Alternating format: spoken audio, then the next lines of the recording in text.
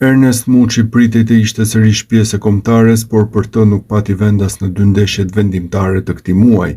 Trajneri Silvinho e la jashtë grumbullimit të kuqëzimve për kualifikueset e Botrorit 2026. Deri në vendimin për të mos e ftuar, ka pasur lëvizje të rëndësishme për karrierën e mesfushorit shqiptar. Më 29 gusht, Silvinho shpalli listën përmiqësore me Gibraltarin dhe sfidën kualifikuese ndaj Letonisë. Pjesë e saj si mesfushor ishte edhe Ernest Muçi.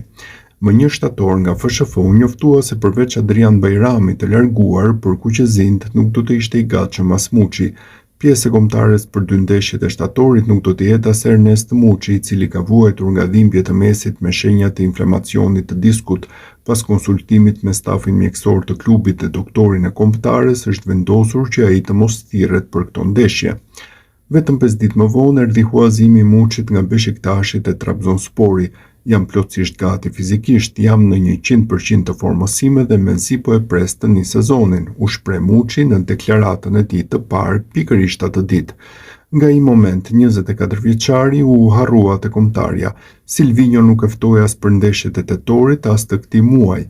Hera e parë në drejtimin e trajnerit brazilian që Muçi qëndron për një kohë kaq të gjatë jashtë skuadrës kombëtare. Me Trabzonspori ndërkohë numëron 8 paraqitje deri tani.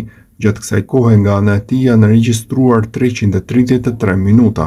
Në 4 takime ka veshur fanellën e titularit, ndërkohë akoma nuk është kthyer në faktor te Trabzonspori që ka besim të madh tek aftësitë e tij.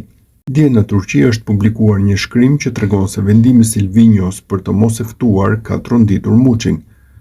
Sipas mediumit turk, ishte një vendim që nuk pritej nga ana e futbollistit shqiptar.